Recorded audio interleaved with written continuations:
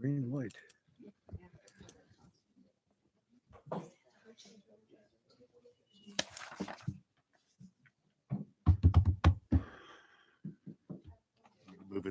Moving some stuff. Yeah, that's good.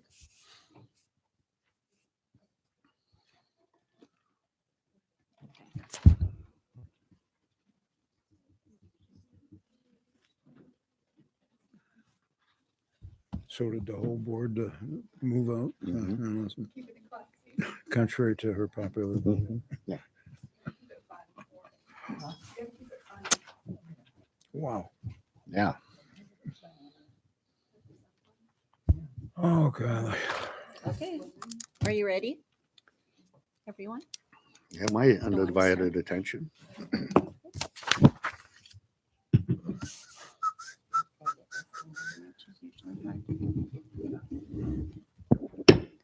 This meeting of the Livingston City Commission is called to order. May we have roll call, please? Yes. Here. Here. Here. Here. Next, we'll have a moment of silence.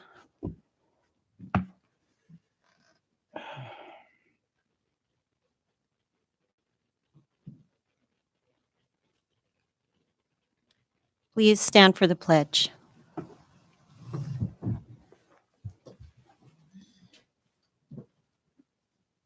I pledge allegiance to the flag of the United States of America and to the republic for which it stands, one nation, under God, indivisible, with liberty and justice for all.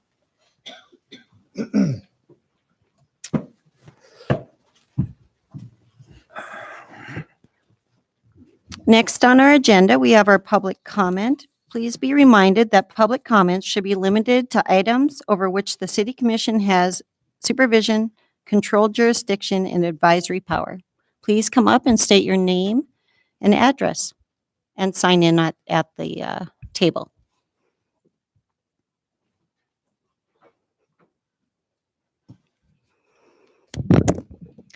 Michelle Ubaraga, 711 Loch Laven, here in Livingston. I just quickly wanted to say I sent comments to the commission in regards to the Sandfire presentation on the agenda today. I sent those at about 2 today, so I just wanted to alert you that those should be in your emails. And what that is I forwarded Park County Environmental Council's comments on the draft environmental impact statement, along with a editorial from the Livingston Enterprise, just to help inform the conversation. And one thing we put in our comments, we encourage Sandfire to do more outreach in communities. So we're glad they're here and look forward to hearing their presentation. Thank you, Michelle.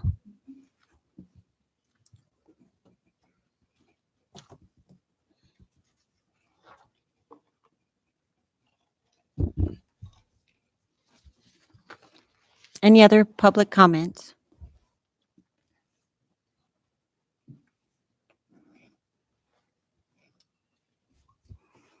All right. Next on our agenda, we're going to move action items E and F, unless anyone objects to now, so that we can help these people who are presenting, these students, I should say, from the high school that are presenting and requesting 2 different items. So would everyone be okay with moving those agenda items up?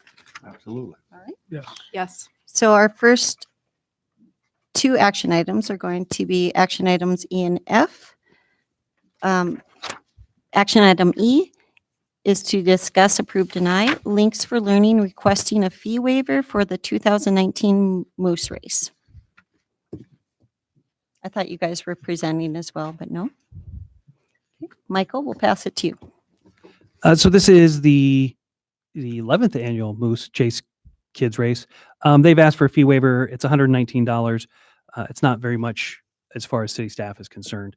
There's no road closures. There's just some, I think, garbage cans and some setups. So the staff analyzed this request and recommends approving the fee waiver for $119. Do we have any public comment on action item E?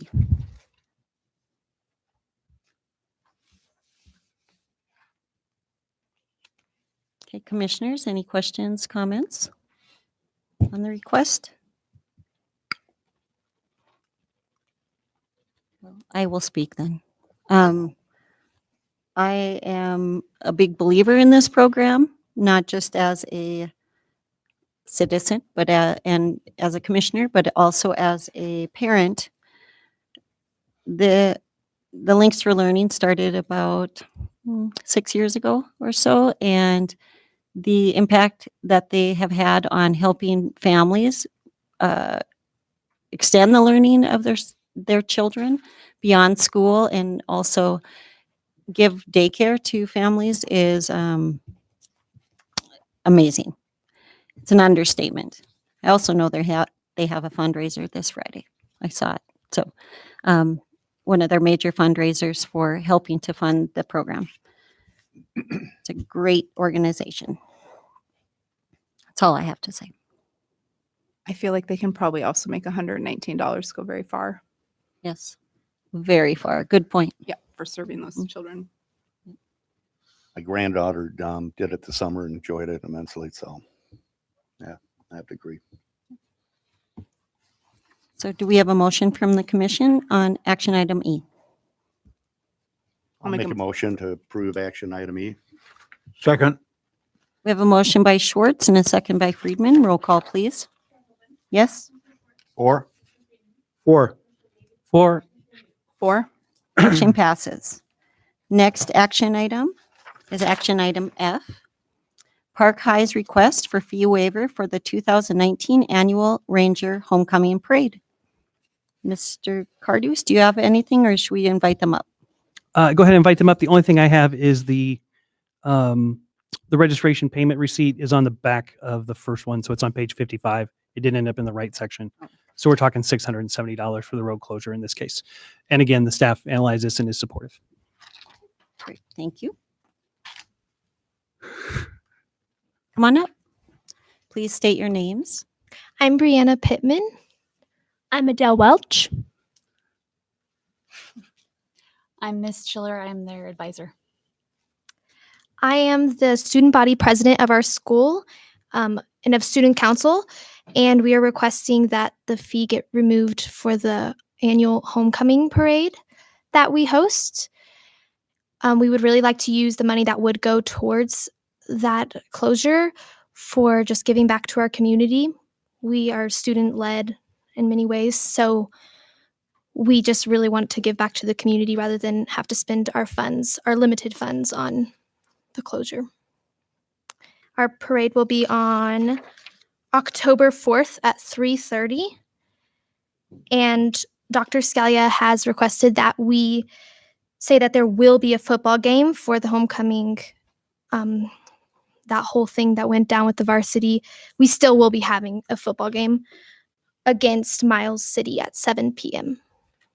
And we're hoping that our parade theme can be Ranger Nation, encouraging our whole community, our school community, that it is like the community of Livingston and that everyone belongs and should be involved in what goes on.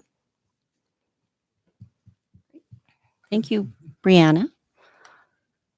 Anything else? I suppose I would just like to add that we do have all our own fundraising and, again, just limited funds for student council. And we do think that this money that could be used for the fee waiver would be greatly appreciated for use for other things that student council does and puts on. Thank you, Raquel. Any commissioner or Ms. Chillard, would you like to say anything? All right, thank you. Anyone else? Commissioners? Questions? Comments? Hope the weather's good. Let's pray for that. I'm such a huge fan of what the students in Livingston are doing. And you all keep surprising me showing up. Just showing up here tonight is huge on behalf of all the students. So thank you. You're excellent examples of leadership. Thank you. I'm going to feed off of that. I'm partial to the students of Livingston, as we know. I have to also commend you. I know that the student council also gives back beyond just in their immediate school. And I love the concept of you having it as a community nation, or a Ranger Nation being the whole community, and other schools are invited and participating. And you have, as a group, have set a really great example for kids, and I appreciate you. And they're doing an assembly at our school, which they asked us to do, and I appreciate it. So the students are, so thank you. Right. Any other comments? Do I have a motion from the commission? I think you did. Public comment.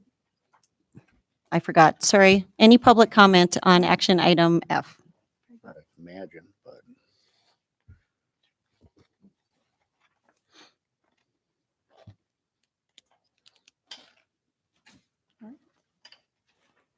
So I move do we have a approve, motion? oop, sorry.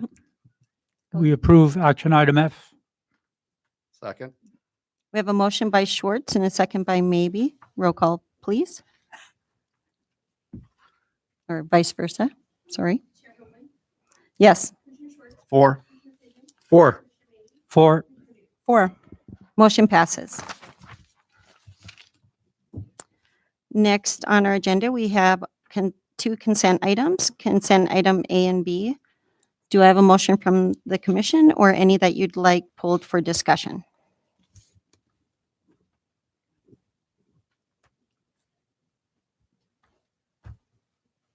Madam Chair, I make a motion to approve consent items A through B.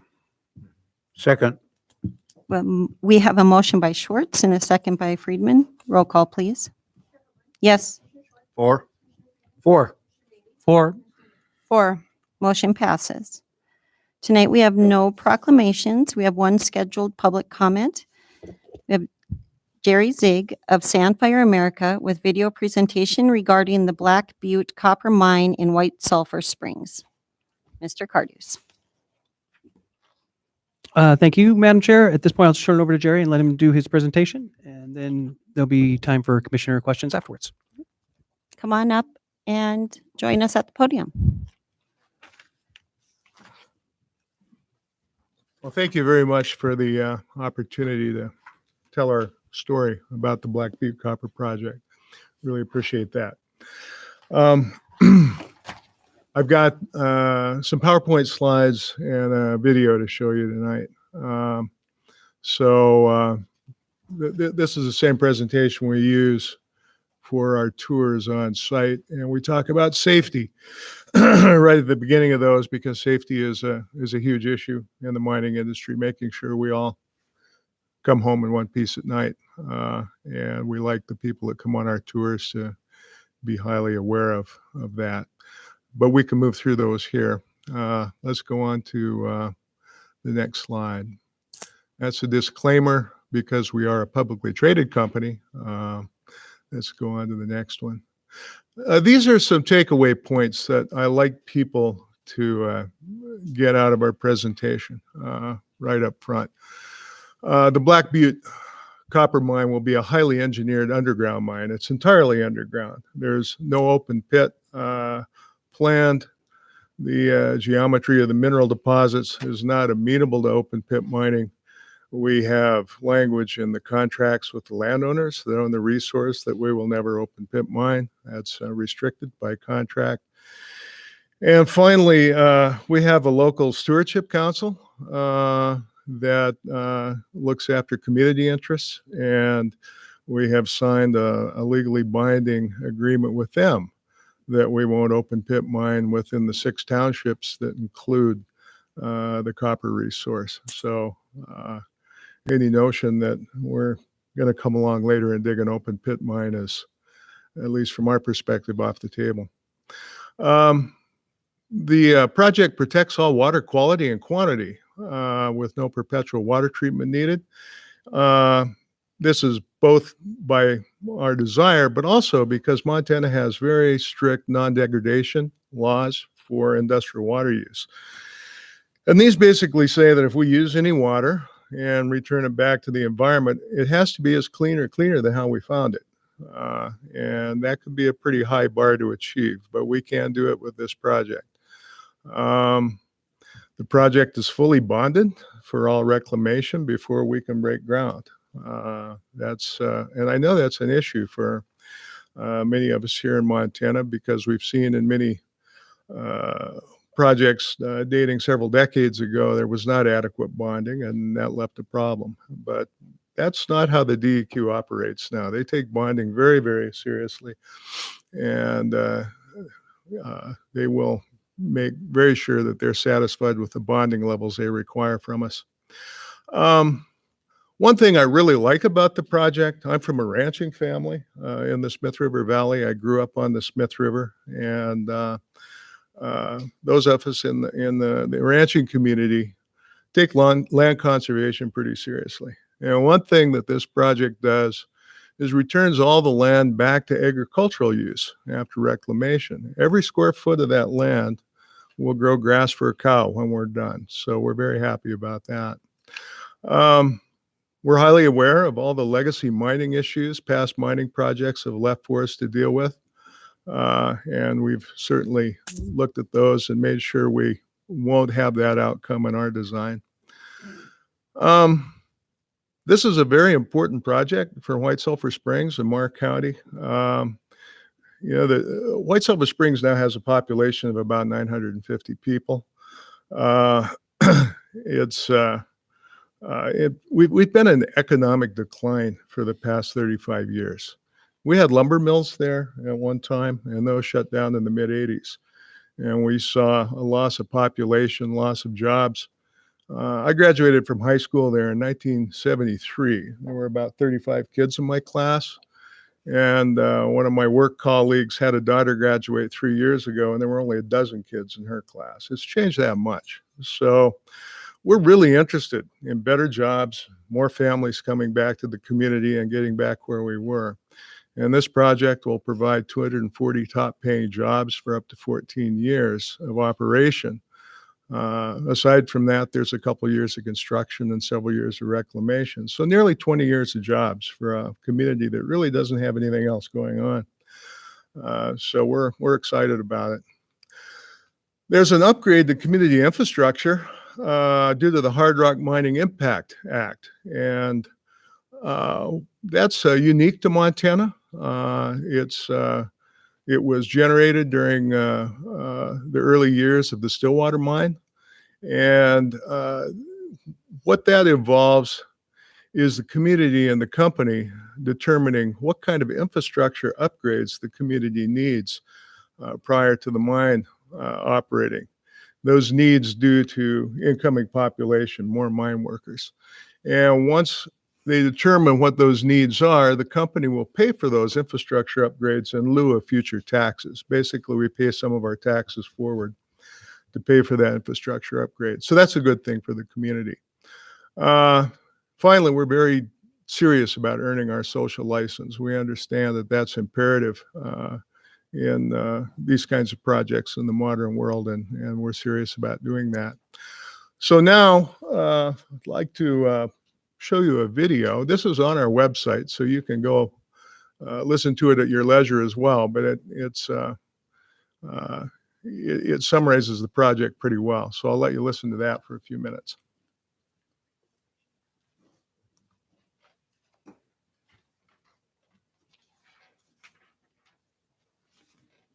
Tintina Resources is permitting the high-grade Black Butte Copper Project as an underground mine with a small footprint and low environmental impact. The planned mine is designed to recover mineralization of more than 3% copper, making it one of the highest-grade copper developments in the world. Tintina is focused on investing in Montana and developing a profitable mine utilizing best practice modern mining techniques. The Black Butte Copper Project will demonstrate how modern mining of essential materials can provide benefits to local communities while ensuring that the environment is protected. The project is located in central Montana on supportive private ranch land close to highways, rail, grid electrical power, and a qualified workforce that will predominantly live in White Sulphur Springs, just 17 miles away. The mineral holding held by Tintina covers the prospective geological belt, which hosts the known copper deposits with the potential to discover further deposits in the future. The Johnny Lee deposit is a sedimentary copper deposit with high-grade chalcopyrite and a large pyrite mineralized system with silica dolomite alteration of a sequence of shales, siltstones, and dolomites. Only drilling at the deposit has tested the size of this system, with encouraging intercepts across the region in historical drilling. The deposit has a resource of 11.6 million tons, grading 3.6% copper within 2 sheet-like zones, the lower zone containing 6% copper. Access is via a decline which comes to surface south of Sheep Creek. All of the proposed mine openings are above the water table, and all mining is underground as required under contract with our ranch owners. The Black Butte mine is expected to extract 3,300 tons of material per day, and from this produce about 400 tons of chalcopyrite concentrate at a grade of 24% copper. The deposit will be mined by the cut and fill method, which will maximize the extraction of all of the high-grade copper rock. Paste backfill will then return half of the milled rock to the mined voids and prevent subsidence and water flow in the mine workings. All proposed surface facilities will be developed away from all surface waters. The project will use conventional flotation processing to extract the copper minerals by grinding rock to a powder, then separating the chalcopyrite with reagents in a flotation cell. Water from the process is removed from the milled rock tailings and sent to the paste plant, where nearly half is returned underground, with the remainder sent to the tailings facility as a cemented paste tail. The cemented paste tails are stored in a double-lined surface tailings facility, where they will set up as a solid. Any expelled moisture or precipitation is collected within multiple under-drain systems and will be returned to the alkali high pH double-lined process water pond. The Black Butte Project's surface tailings facility conforms to Montana's new tailings management legislation and will receive the approval of a panel of highly experienced engineers and be subject to stringent record keeping and annual reviews. The concentrate produced will be dried in a filter press and loaded into sealed containers, not currently done in the USA, before being trucked to the nearest suitable railhead and then railed to a smelter or port. In modern mining, water is a critical issue, especially in the beautiful state of Montana. All water used in the operation will come from underground by dewatering of the mine. Extra groundwater will be treated and returned to this groundwater system by underground infiltration in pipes buried 6 to 8 feet below surface. The water used in the operation will be offset by a lease retirement of irrigation further upstream along Sheep Creek. This will ensure that there is no depletion of stream flow at any time during the life of the mine. Tintina has deliberately designed the mine site to minimize the amount of wetlands to less than 2 acres and to keep all surface facilities out of Sheep Creek Valley. An application for a mine operating permit is made through the Montana Department of Environmental Quality. The permitting process will include an environmental impact study by a third party, which will take a year to complete and will be an exhaustive assessment of all the environmental issues and contain a stringent list of operational conditions. When complete, this study and other information will be publicly available on the Tintina website. When the mine is finished, Tintina is obligated to the reclamation of the entire site and to return the surface back to the primary traditional use of cattle grazing. The project will be fully bonded by the Montana Department of Environmental Quality for an amount sufficient for full closure activities to be undertaken by third-party contractors. Exploration drilling has also outlined the Lowry deposit, 4.1 million tons grading 2.9% copper, a mile east of the Johnny Lee deposit. The potential for the discovery of additional high-grade copper deposits here and on other Tintina lands remains high. Construction of the mine is planned to take 2 to 3 years, and after construction, the operation will need about 250 staff and 50 contractors. When in operation, the economic benefit to Marr County, the surrounding region, and to the state of Montana will be significant, with additional tax revenues, a stable local workforce, and flow-on value to the community and environment. Tintina Resources is proud to be developing a state-of-the-art mine planning application by doing it right from the beginning.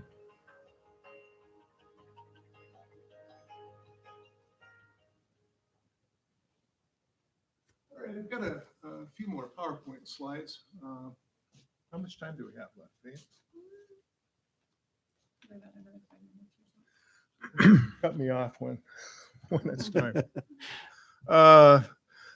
Let's see. Let's go to the next slide. The video has a lot of information packed in there, so I hope you have questions so we can clarify things in a few minutes. But they talked a little bit about the tailings legislation in Montana that was drafted in 2015 or passed in 2015, and we are adhering to the specifications required in that legislation. We are a dry facility. This is not a tailings pond. This is a dry facility. And as such, we are exempt from the legislation, but we've decided to go ahead and meet all those engineering standards just the same. Let's go on to the next. Water balance shows that we pump at the most about 1.1 cubic feet per second from the underground mine. About a little less than half of that, 0.47 cubic feet per second, is consumed in the milling process. The consumptive use for the project is 0.47 cubic feet per second. That's 210 gallons a minute. To give you a frame of reference, a typical pivot sprinkler uses 750 gallons a minute. So we're far less than that. We have to mitigate for that 210 gallons a minute consumptive use, and we do that by retiring irrigation upstream. So the upstream irrigator will not haze some of their meadows. They'll shut down irrigation and let that slide. And we will pond water in that freshwater reservoir and let it seep into the surface waters during the course of the year to make up for the amount of water that we're using. So there'll never be a depletion in stream water. Let's go on to the next. This we like this to show the relative amounts of water in the creek compared to what we're actually going to use. On the left, the big blue pie is the most water that goes down the Sheep Creek in a typical year, 825 cubic feet per second. Average flow is 56, the little green pie. And the December through March base flow, when it's cold and there's a minimal amount of water in the stream, is 15 cubic feet per second. In order to show what we're going to use, we blew that up to a full pie, 15 cubic feet per second. And the most we'd have to pump from the mine is that little red pie. And the amount we consume is the green one, 210 gallons a minute. So you can see the amount of water we're consuming is far less than even the base flow in the stream.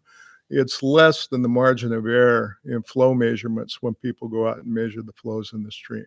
So I hope that gives a good graphic representation of that. And one thing to make clear is our water treatment is reverse osmosis. That's the best kind of water treatment available to industry today. And so any water we discharge will be treated by reverse osmosis. Let's move on to the next. I think we should move down to a couple more to a timeline. I think that's probably the thing everybody wonders about. This shows a timeline for the project. If you can read that,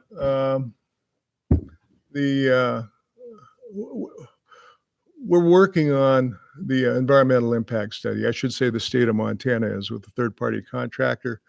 And our understanding is they'll finish that environmental impact study in mid-October. And so we would look for a record of decision within 2 or 3 weeks from then. So end of October, early November, we should see a record of decision on the project.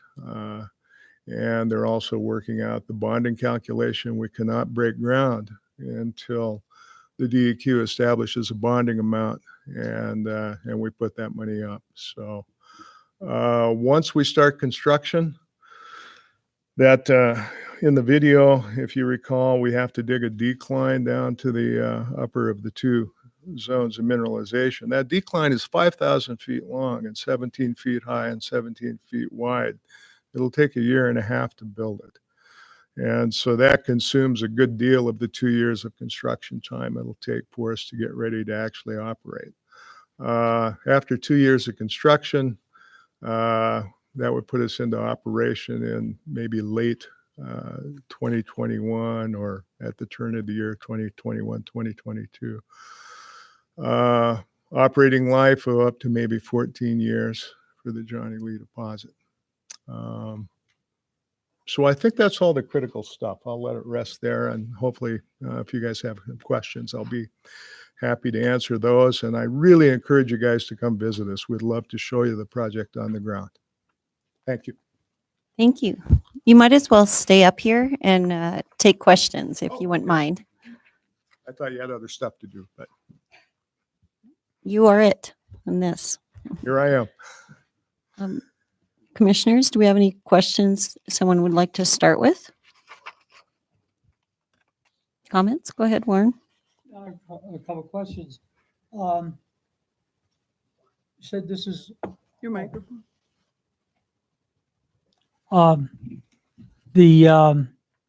you said this was publicly traded. Yes, Company? we are publicly traded. Which exchange is that on? We're on both the Vancouver Exchange in Canada and the over-the-counter U.S. Exchange. Okay. And the symbol?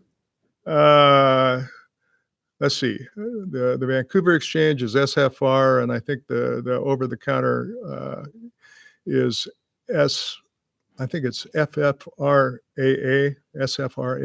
I believe. And it is it based, the registry or the corporation in the United States or in Canada? Well, we're registered in both countries, but For legal purposes? for legal purposes, it's a Canadian company with 100% owned U.S. subsidiary. So all our business is done through the U.S. subsidiary of the Canadian company. To give a quick bit of history, if an American like me wants to go mining through a junior company on a U.S. project, we always go to Canada to start the company because it's a lot quicker and cheaper. Typically, you don't have the asset and the capital to achieve that in the U.S. The standards or the thresholds are much higher in the U.S. So we can get a company going in Canada much more quickly and then build it up to the point where you can start trading it in the U.S. That's a very typical pattern, and that's the pattern we went through. Mhm. Another thing you should know is that our name Sandfire reflects the 86% ownership of an Australian company called Sandfire Resources. Is that any part of Rio Tinto? No, they're not. They're a publicly traded Australian company. They started buying into our company back in 2013 and bought out our other major investors who were all U.S. Institutions at that time. Interestingly, 40% of the Sandfire Australia investors are Americans. So it's a global thing. Thank you. You bet. And just for the record, the company symbols are at the bottom of all the slides.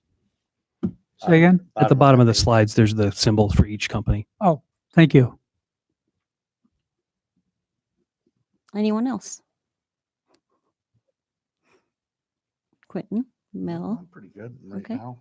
I've been Melissa. adjusting this over the last couple days. I have questions, but I have a feeling Melissa will ask some of them, so. I have many questions. Okay. Thanks for coming My and pleasure. answering questions first of all. My first question is, where are you planning to smelt? That's a good question, and it brings up kind of an issue we have in North America. We don't have much smelting capacity left in North America. Most of our smelters have been shut down, and the options we have are one at Salt Lake, two in Arizona, and one up in Saskatchewan.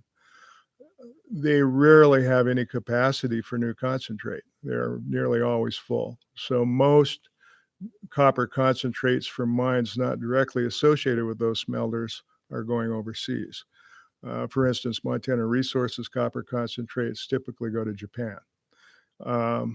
We won't know where our concentrates will go until much closer to production time. We will, within probably 6 months prior to production, arrange a smelter contract with some smelter somewhere on the planet. And we just don't know which one, but I'd say the odds are it would be Japanese or Korean.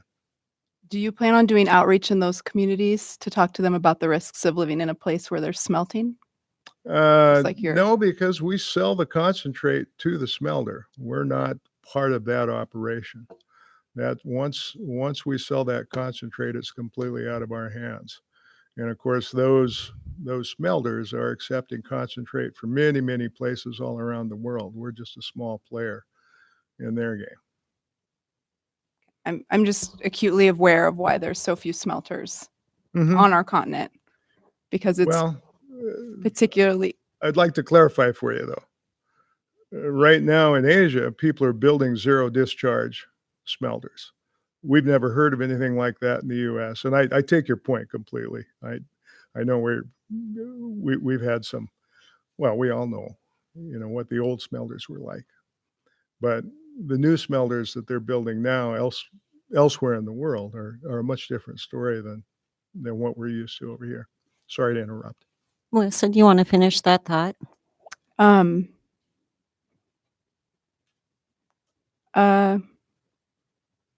There's a reason why there's not very many smelters in North America, and it's particularly unsafe.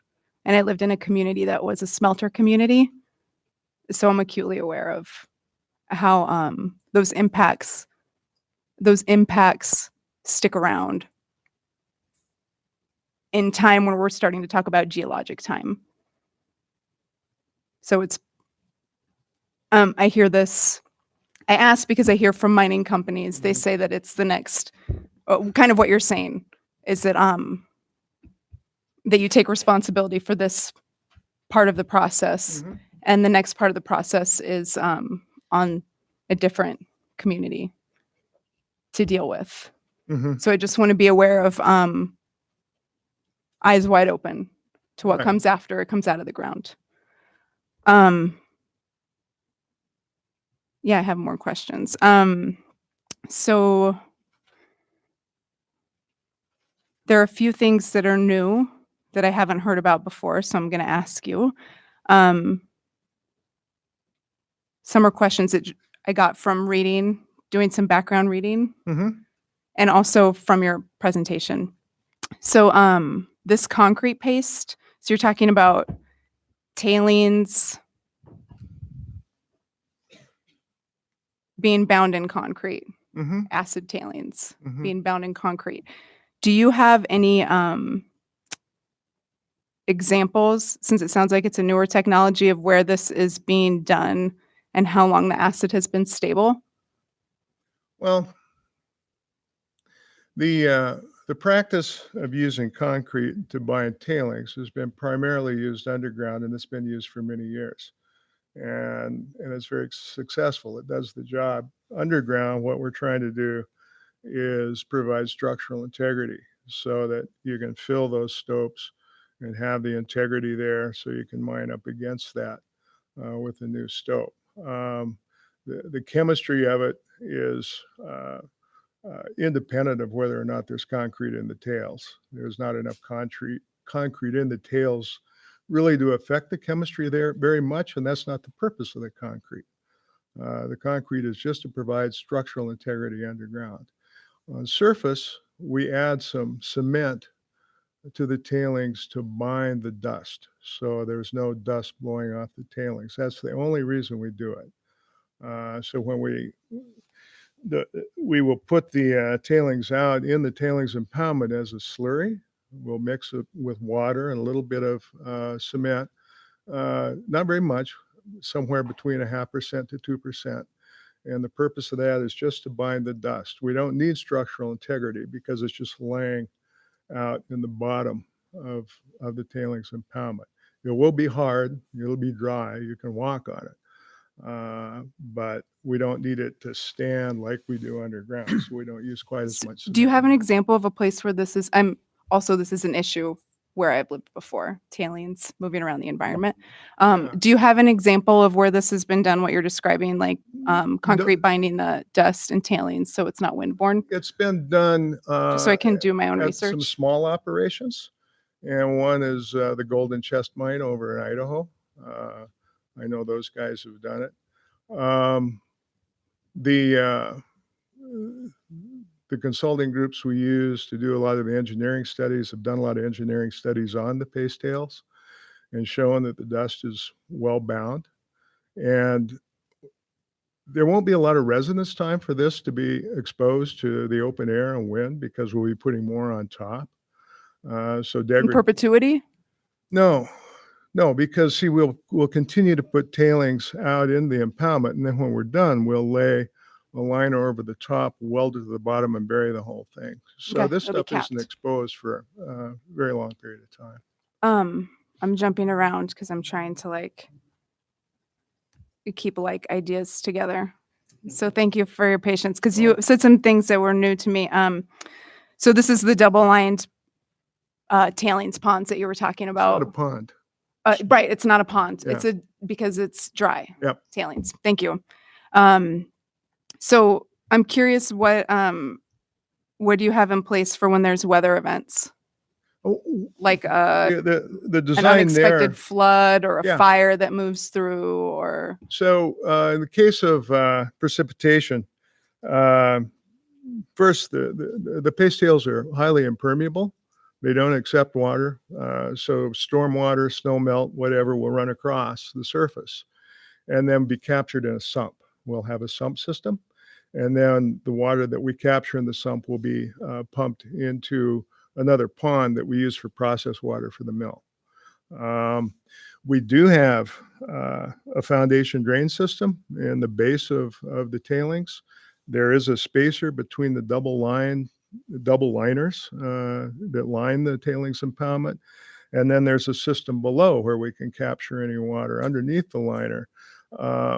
Because it's a dry facility, the amounts of water in any of those will be very small, but those systems are in place to capture whatever water gets in there. And that also goes into the sump and is pumped into And the this- processed water pond. and this is just while it's active, right? Hmm? Just to be clear, this is just while it's active. When you're done, you'll cap it, move on, and then it just When we're is. done, the DEQ will monitor that until they're satisfied it's stable. Okay, And once they're happy it's stable, then cap it, move on. well, we'll cap it right away during reclamation, but they won't return any bond money or anything like that until they're happy it's stable. Thank you. I'm gonna not ask all my questions, or we might be here all night. Okay. To That be sounds honest, like you should come visit. maybe. Do you know? Let me just sort through just to make sure I'm.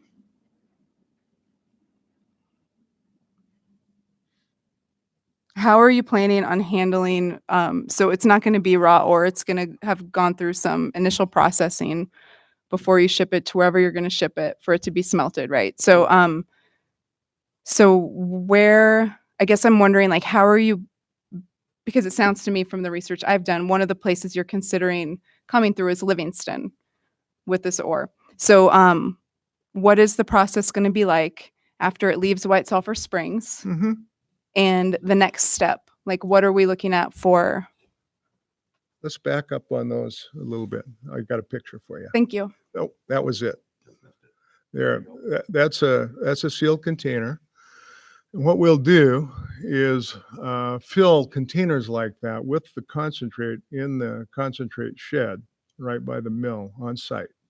See, what we're doing is we're grinding the ore up very fine, separating out the copper mineral, and that becomes our concentrate. We put that in those sealed containers, and those will be trucked to a railhead.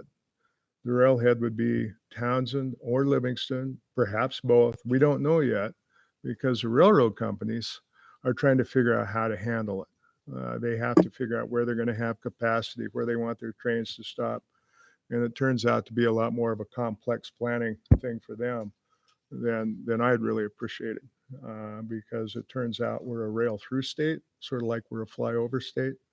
They don't like to stop the trains. So We have some awareness of that here. yeah, I'm sure you do. So they're working out how they want to manage that. And until we get an understanding from them, I don't know whether any concentrate will come to Livingston. It may not. The beauty of the sealed containers is that they are sealed. And so you don't lose any concentrate during handling or out into the environment during transport. And those containers go clear to the port, if we're shipping overseas, and then they empty the container into the hold of the ship and send it back to us.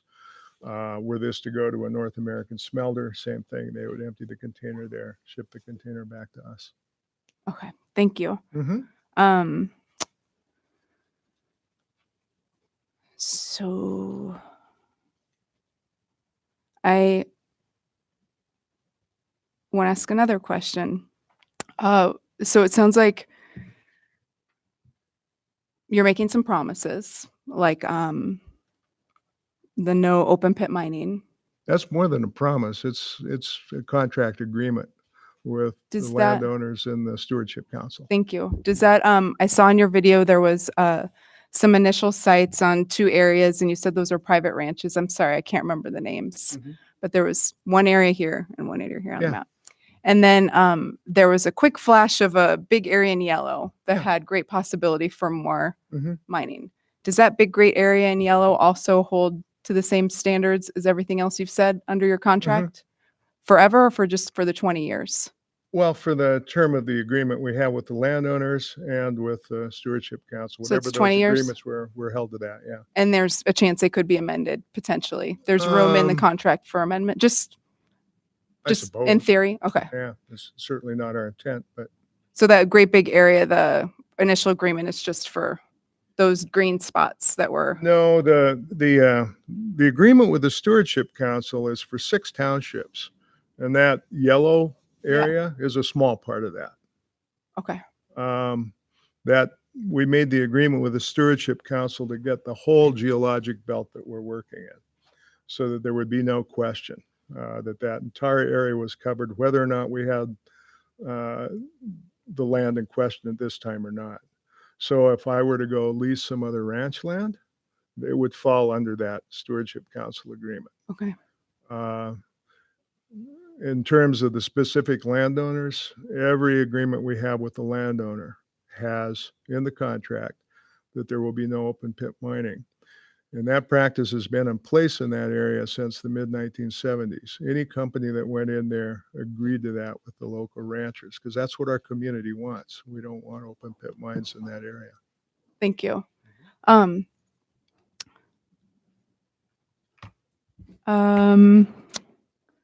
It's difficult to narrow down my questions. One thing that's heavily on my mind, there's a lot of things heavily on my mind, clearly. One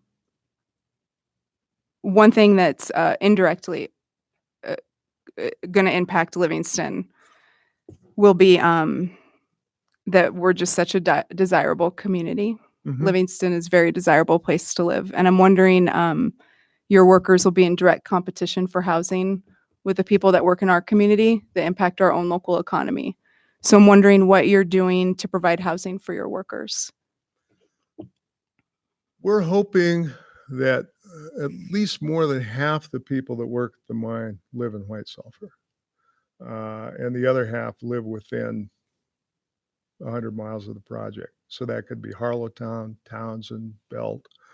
I would expect living in Livingston would be a bit of a stretch for a mine worker because it's a long way. Wills Hall, maybe that might work. That's in Park County. But as far as what we're actually doing, we have constructed 2 houses and had them. They're in place right now for initial housing for some of the people that we're bringing into the community to work on the mining project, trying to initiate some interest in developers to develop some of the property around White Sulphur to build housing on. So we're taking the first step in that process. We're not going to go out and build a man camp. We're not going to build a bunch of company-owned housing. We'd rather the private sector took care of that, but we are trying to start the process by building a couple houses ourselves, and those are in place now. I think that'll be an important conversation as this project moves forward, which it probably will. Because places like Livingston stand to feel some pretty severe impacts.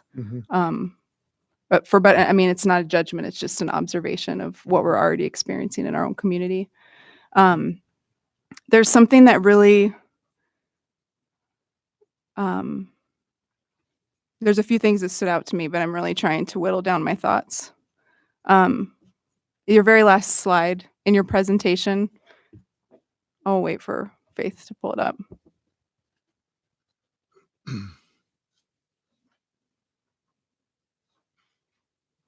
It just keeps sticking with me. You can go one more, please, Faith. Done right, done together. That's the Montana way. That has not been my experience with mining in Montana. We have over 100 years of data to look at. The Montana way now is more like the DEQ will issue you a permit. Bonding will be inadequate because it always is. Mines are supposed to be reclaimed and returned to the natural state, and it nearly never happens. Something like, this is research I did a couple years ago. One out of every 735 acres of disturbed land has been restored in Montana. Most of the profits leave the state, or in this case, it sounds like also the country, even the continent. So a lot of really precious things are coming out of our land, and most of the money goes somewhere else. And the boom and bust industries tend to make money, take their money and leave town, leaving taxpayers and local citizens left holding the bag. And that, I think, is actually the Montana way of mining. That's what actually happens. So I think it's just important to be, I mean, you're talking about green technologies in here and how important it is. I have, if we had more time, I'd love to know, what are you doing to support these green technologies when our administration currently is working to shut down these kinds of technologies? Are you advocating for them? Since it sounds like they benefit you. I just think it's important to be eyes wide open, really aware of like what this kind of industry can do to a place like Montana and what it's done. There's more examples than I have time to share of and more people that have been impacted than we have time to talk about. So it's just important, I think, to be really It'd take me several transparent. hours to discuss all these things with you. Exactly. And I'd love to. So I just want to be really clear and think about all of the things that get impacted along the way, since this is one very, very small part of the process, and coming through Livingston certainly impacts our people, but even having it nearby. This doesn't even get into, do you have water rights in the Smith? Like, it sounds like, what happens if there is perpetual treatment? Like, who has the rights to that water, and how is that going to play out? And these are all topics that are critical, and likely won't get figured out until after it has to be dealt with, decades down the road. But thank you, Darrell, for your patience with me asking questions, and I yield to you.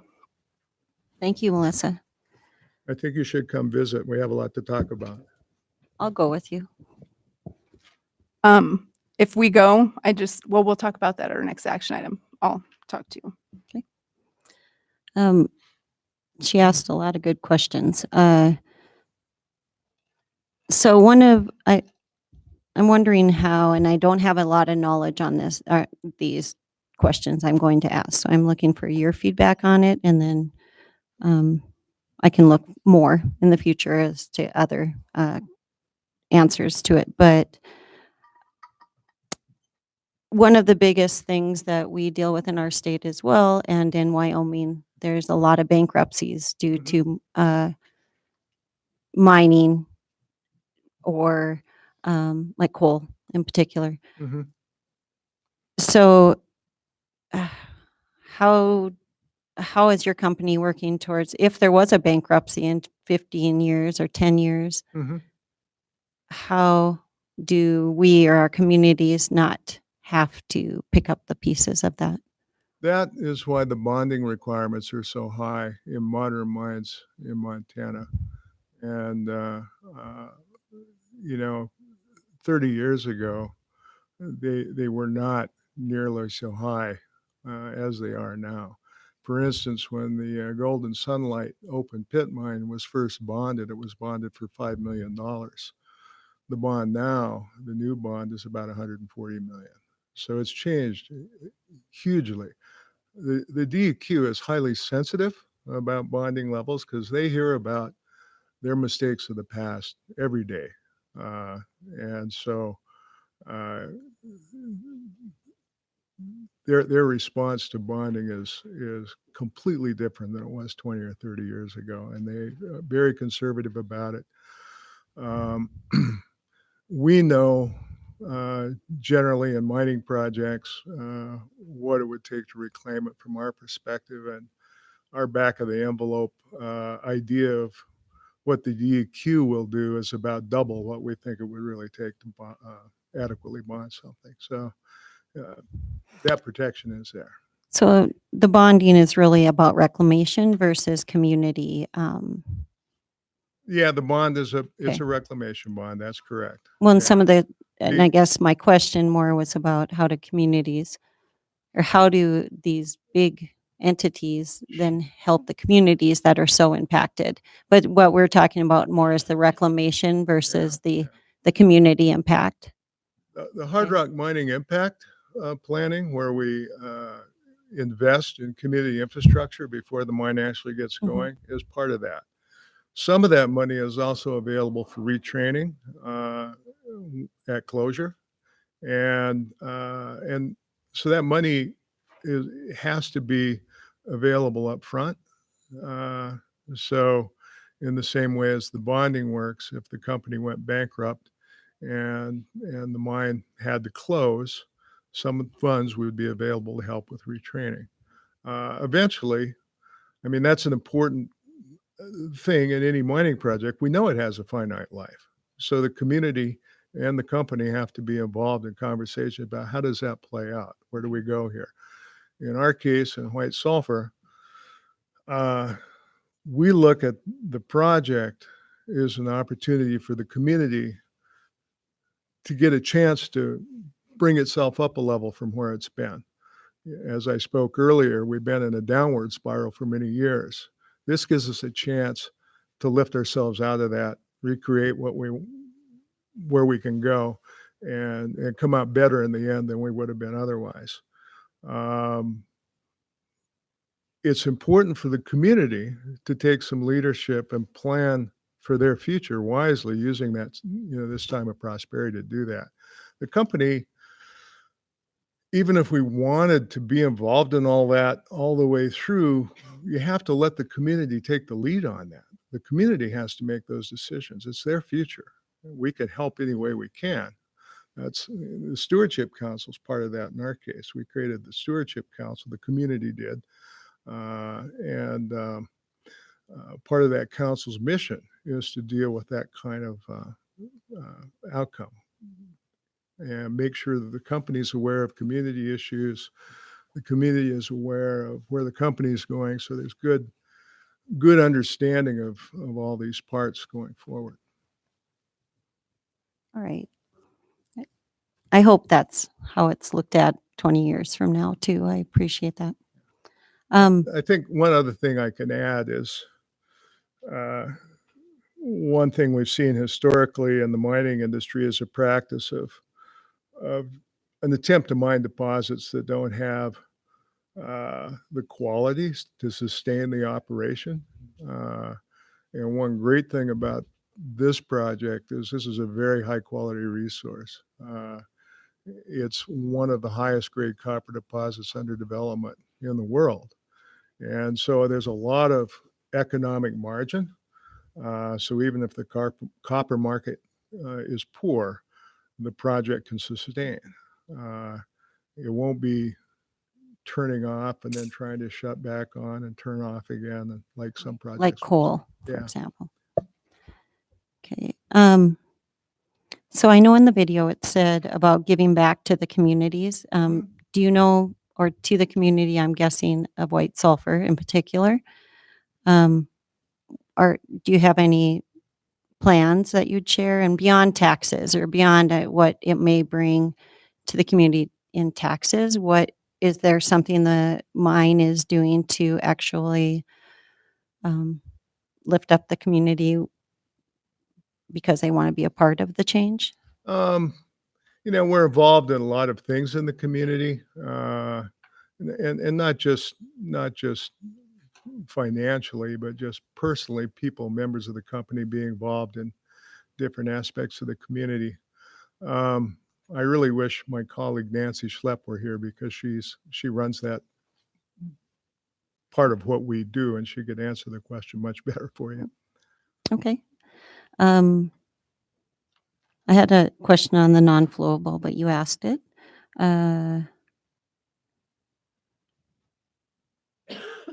Just two more for me. Could you give a estimated number of rail cars that would increase through our community? So you detailed the what that will look like. So one of those boxes, is that one rail car? No, there would be more than one of those on a rail car. 2, 3? We're producing about 400 tons of concentrate a day, and that should be about 4 rail cars, I would guess, assuming they take about 100 tons apiece. So impact, how many, when you add it all together and you're thinking, production and Yeah, through time, four how rail many? cars a day?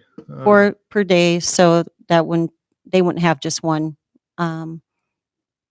train coming No. through town. It would be over a couple of days, or a week, so many. So Yeah. you're saying this would impact our community with one extra train a week, generally speaking? I don't know, because that's what the rail companies are trying to sort out right now, is how to do this. Okay. I don't think it'll be just 4 rail cars a day. It'll probably be more cars than that on fewer days, but I don't know what that formula Right. is going to be. They haven't shared that with us.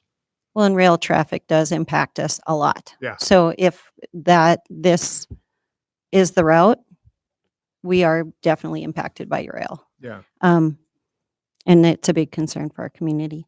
Well, one last thing. So how many miles is it to the mine from here? I guess from here to be about 95 miles. So just one of my coworkers was talking about her 2 sons just got a job at the mine. It's the Stillwater mine, and both her sons live here. So you were saying that most people will not live here, but I do know that we have Stillwater employees that get on the bus and they are transported to the mine Yeah. daily, right?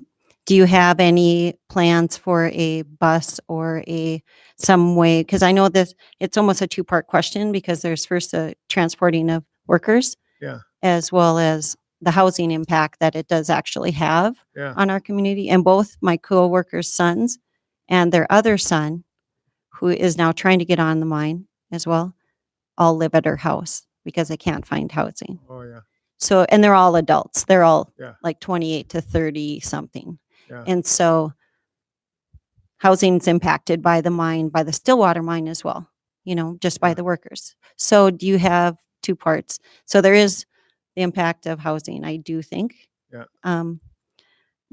But on the other hand, do you guys have a plan for how you may bus workers from Uh, these communities? So it would take people off of 89 so that it's less dangerous? We for don't example? have plans for involuntary busing. What we're, and none of this is finalized yet, but we're talking about offering like a shuttle service from White Sulphur up to the mine. But what we do know is a lot of the people that are going to be working there they're going to be coming from lots of different directions. Some will be coming on Highway 12 from both east and west. Some will be coming south on 89, some north on 89. Some will live in rural homes scattered around the county and come in from those various directions. So it's very difficult to have a busing solution that addresses much of that, other than having some kind of service from White Sulphur. Although if there's 240 people, 50 of them are from our area, that could be a bus. And so I'm just thinking, If they were all coming from one direction, yeah, from one but they area. park here, they park, and then they get on the bus. They have a whole process. Yeah, Just something maybe you guys could think about. yeah. No, we have thought about it. I guess one comment is the Stillwater mine has far, far more employees than we'll have. You know, I was talking to some guys from there the other day, and they're looking at 2,000 employees. And we're going to, 240 is going Right. to be about it for us. So we're really a pretty small operation in comparison. Could be a small bus. Yeah, there you go. Okay. That's why All it's a right. shuttle. Thank you. That's all I'm going to ask. Okay. So thank you for your time and presenting to us. We Terrell, appreciate it. Pleasure. Can I actually ask a question that came to mind after your question? You said the number of increased rail cars. I'm wondering about the number of increased truck traffic. Like, I don't know how those containers, how many fit, like is it on a semi? Like, is that how you bring them? They would to be the on flatbed trailers, and there would be at most about 18 trucks a day. 18? So 18, 18 trucks in a 24-hour period. okay. And we're talking about whether we could have 2 containers per truck, which would cut that number in half. And it's like 7 days a week, I assume. 7 days a week. Yeah. 365 a year. Yeah. I mean, Yeah. I think this is important as we think about infrastructure, like, so we can get some, because that'll make our roads obviously wear out Traffic faster. Yeah. On Park. Yeah. And then all the other effects of truck traffic on air quality and we have really lovely traffic downtown when the interstate shuts. So we have lots of fun experience with trucks, and the idea of 18 more is just going to be really exciting, I think, to a lot of people. Less than 1 an hour. But when they're all backed up on the interstate, I don't know. It's a lot. It's a lot. It's a every lot day. here. So Anything else? yeah, I was Melissa? just going to ask that after your. Quentin does have Yeah, one question. What's the distance between the mine and Townsend? It's about 40 miles. That's my. Well, actually, no, it's, I'm sorry, it's 55. Because it's 15 yeah. miles from White 40 Sulphur up from to the White mine Sulphur, and yeah. 40 from I White couldn't Sulphur to remember. Townsend. I'm just yeah. trying to look at the most feasible Yeah. way to get it to a rail. Townsend's closer. Closer for sure. For sure. But you've got a canyon. You got to go. You do through have a there. canyon. Yep. And there's Great Falls. There, yeah. Used to be a rail line going through there years and years ago. Well, yeah, Yeah. yeah. There's one through Belt, but it's it's a bit of a trip over Kings Hill and down Belt. Yeah, Creek. exactly. Yeah. All right. Thank you. You bet. Anyone else just finally? Okay. Thank you very much. Well, thank you very Thanks much. for coming, Jerry. Really appreciate the opportunity. Good presentation. Next on our agenda, we have one public hearing. This is the second reading of resolution number 4882, a resolution of the City Commission of the City of Livingston, Montana, amending the budget for fiscal year 2018 to 2019 by making appropriation adjustments in the amount of $2,952,743 and revenue adjustments in the amount of $3,326. Mr. Cardus. Thank you, Madam Chair. So we went over some of the specifics of this last time. In general, this is driven almost completely by the health insurance change from not having it accounted for in its own fund and putting those into the actual fund where the costs were incurred. There are a couple other debt service and a few other things that are in there as well, but that was the driver for the main portion of this. So this is just a accurate reflection of moving those health insurance costs from a single fund into each fund where they're incurred. All right. Thank you. This public hearing on resolution number 4882 is now open. Do we have any public comment?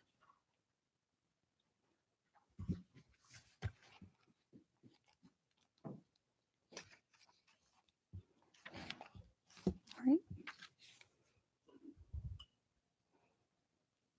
This public hearing is now closed.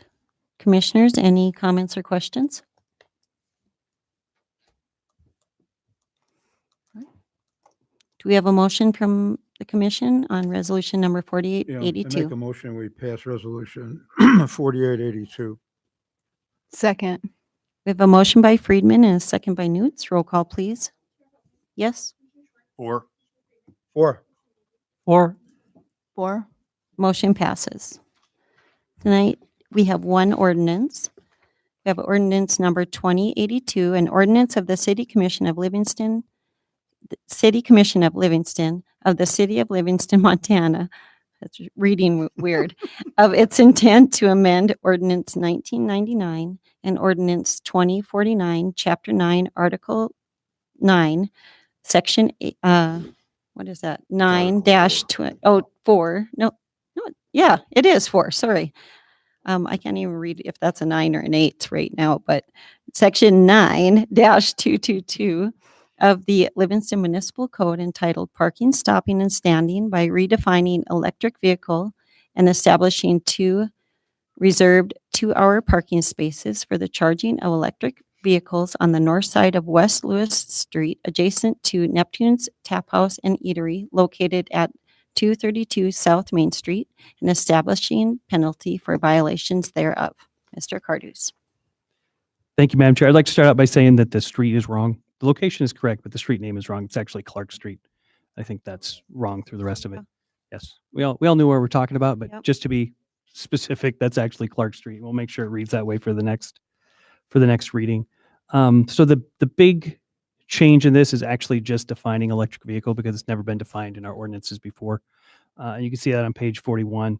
So it's defined as a battery-powered electrical vehicle operated solely by electricity, or a plug-in hybrid electric vehicle that operates on electricity and gasoline and has a battery that can be recharged from external source. So basically, it's something that can be plugged in to a charger. If you can't plug it into a charger, it's not an electric vehicle, to break it down for if people have trouble. And then our charging stations are the facility or equipment that is used to charge that battery or other energy storage device of an electric vehicle. That's the big change in that. It then designates the 2 parking spots we've been talking about next on Clark Street next to Neptune's as reserved for electric vehicle charging. And in this case, and this was a debate that went on for a while within the staff, the fine currently for parking a non-electric vehicle in the electric vehicle parking spot, we set at $40. That is all over the map around the country, depending on where you look. It's one community was as little as $10, but it's as much as $150. And in Montana, you run significantly higher than this. $60 to $100 is more in line with the fine for electric vehicles. Figured we'd start out on the low end, but that's certainly open to your desires as a commission and what you'd like that fine to actually be.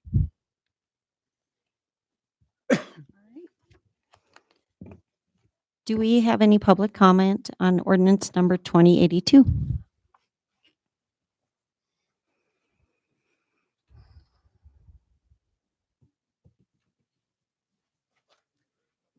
Michelle Ubaraga, 711 Loch Laven.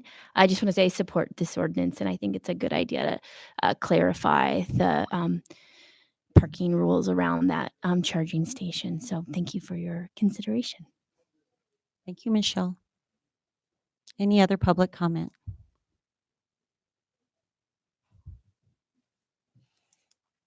All right. Commissioners, any questions or comments?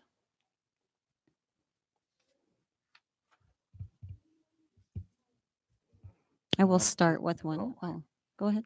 What's the parking fine now for extending 2 hour? So if we're just violating the 2 hour parking, it's I think a $20 fine currently. When we looked at it, we said, okay, proportionally, how does this compare to that kind of fine? We felt that if you extend beyond your 2 hours, it was a place that you were legally parked for a while, whereas an electric vehicle place, you're never legally parked there if you're not an electric vehicle. Additionally, there are only 2 electric charging spots available for the public in the entire town, where there is, I don't know, 40 or 50 2 hour parking spots. So we felt it was a larger violation to take these 2 spots if you didn't need them than to just extend past your 2 hour time. So short answer is $20. The long answer is that's why we considered it should be at least twice as much. Right. Yeah, I kind of agree with that. Not as punitive as perhaps a handicap parking spot, but somewhere between 40 and 60. I can see that. All right, I yield. That was actually my question, to clarify what it is currently, or for a regular parking spot. That is actually all I have on as a question right now. Any last questions, Melissa? What are the other parking violation fines? So parking in a handicapped spot is if you're 100 It's $100 if you park When- in a handicapped Angel Line or Wind Rider. Angel Line or Wind Rider. Yes. And I wish I could have heard the staff debate. I bet that was fun.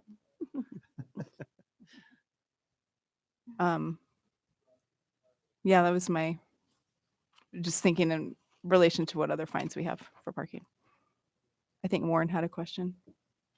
Yeah, I might have missed it, but what if it's an electric vehicle, but they're not recharging? So that's a great question. We also had that debate. We did not establish a penalty for that currently.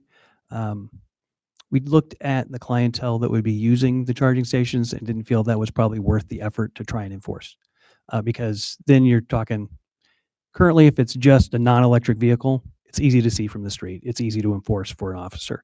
Where if it's an electric vehicle, if it's plugged in, whether or not they've paid for it, now you have this whole different burden to try and figure out whether or not they're violating anything. So at this time, we didn't include that.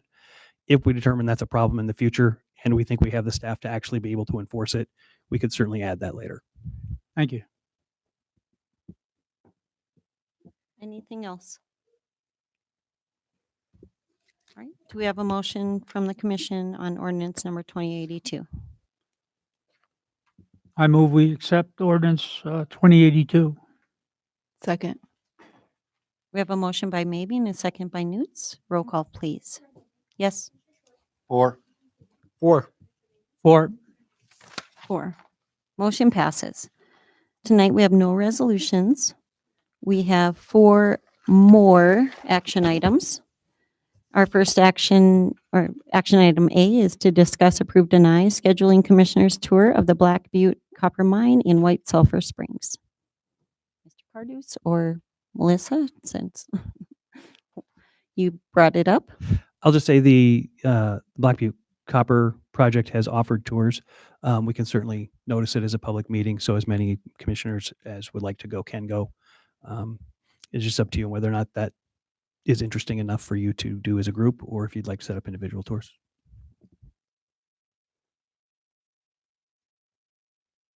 Thoughts? Yeah, I'm just curious. How much is there to see at this point? Really, I don't know.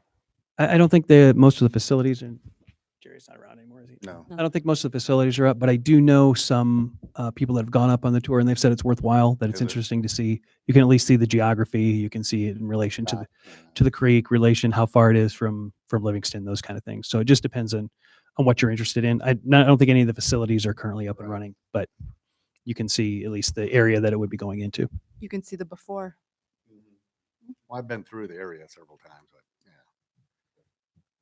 I wasn't trying to be funny, but No, I funny. thought it was It's funny. kind of funny. Sort of funny. Sort of. Sort of, yeah, funny. Yeah. If I had a magic ball, which I don't, like a crystal ball, I would go back in time. And I would have elected officials always do tours where there's going to be extractive industry. And I would always have reporters there to share information with all of the people who really care that can't go because they're working 3 jobs to pay for their house or their rent, but they care. That's what I would do. So I think it would kind of be a missed opportunity to not show up and represent and ask hard questions. But I also am such a fan of transparency. Like you all know this about me by now. That would really love if there was a local voice that wasn't one of us to help take what has been learned, how it impacts Livingston, and share that with people in Livingston. Otherwise, it just sort of stops with us. Because I think this is a topic that's interesting and will at some point impact Livingston. So those are my thoughts on it. Is that I think transparency and taking opportunities like this are like important to do together. I'm on board. Pick a time, anytime. I'm pretty flexible. I think for convenience, we should look at not having it as more than 2 commissioners at a time. And I know they're doing multiple tours. They have it in the newspaper. They offer it. I've seen it, I think, in the Gazette, even in the Billings Gazette, if I recall. I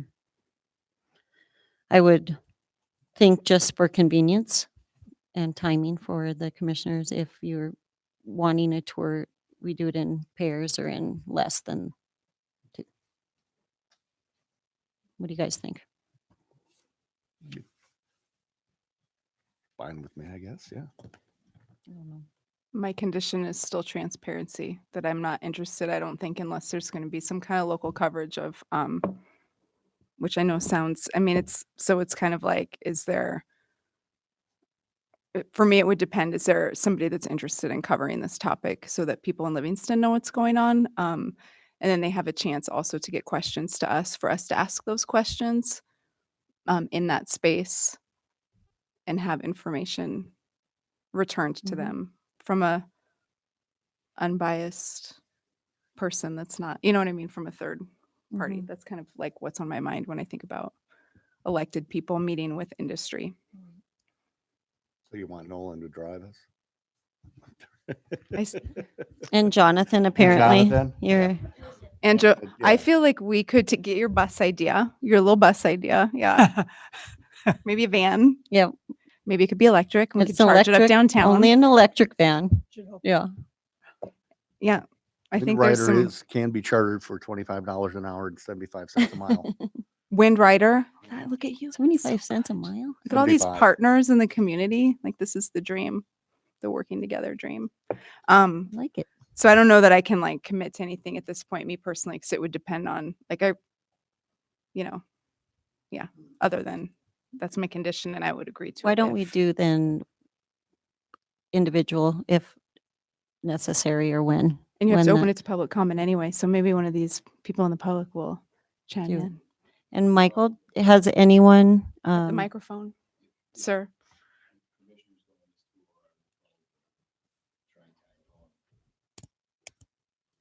And I have to read the article before you publish it.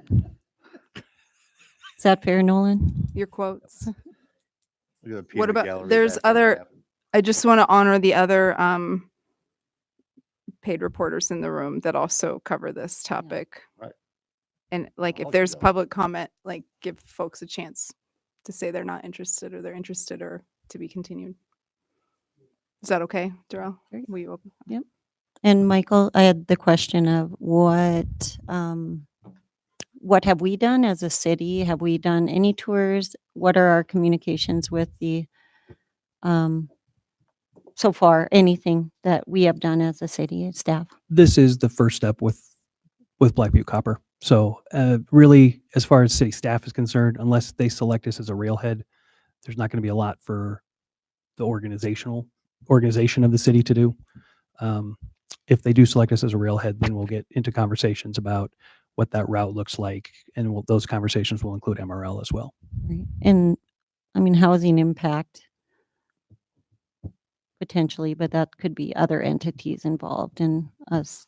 The roads, It- I think the roads would be the biggest. The thing for roads are the biggest one for us, right? Okay. I don't know. That'd be Michael's job to tell us what the biggest things are. For Right. Well, and I think, we can't assume where that route will be yet. And some of it may include the county. Obviously, if it's Old Clyde Park, that would include the county, but that would eliminate the crossing. So that might be an option, would be to improvements to Old Clyde Park so they don't cross at Bennett Street. Another one might be to include Black Butte Copper in the current grant process for the other crossing, Mhm. grade separated crossing, and we could actually create a freight route that would come off of the interstate west of Livingston instead of east of Livingston, and then would use the new separated grade crossing to come to a yet undetermined place on MRL property. So there's a lot to figure out. It would just depend on when they would start the shipping, when and if we would get the grant funding to be able to go ahead with a crossing project. But that could all be rolled into one topic as far as a freight route goes. Thank you. Good point. Did I open it to public comment? Because I think someone is, He- He heard well, the- and I don't know if I even said public comment. So this is it. a legit question. Because no one stood up, I will open it back to public comment. If you have something to say, please introduce yourself. Joseph Bullington. I'm an independent journalist based here in Livingston. I wrote an article recently for the Montana Quarterly about the Black Butte Copper Project. And So you can Tip turn the the microphone. microphone. yeah, I'll start from the beginning. Joseph Bullington. I'm an independent journalist based here in Livingston, and I just wrote an article for the Montana Quarterly about the Black Butte Copper Project. And I mean, I think it sounds like Melissa is looking for an offer from a local journalist to write about the park, the Livingston City Commission visit to the project. And I mean, I would love to do more stories about the Black Butte Copper Project. It's just a matter of finding a local venue that would be interested in the commission's visit, and I can pitch the idea. That's all I can say. But I would love to drive you guys up. I'm also from White Sulphur, so we can talk about White Sulphur on the way up if you want. Yeah. Cool. Right. Well, thank you. Keep that in mind. It's 2. We have 2 out of 3. And I would just add to that, if there's not a local publication interested in that, we can certainly publish anything on the city website. Thank you. That's really great. Public comment. Yeah, I opened it back up. I didn't know it was opened. Well, I just want to thank the commission for all your excellent questions. I thought that was a really informative conversation.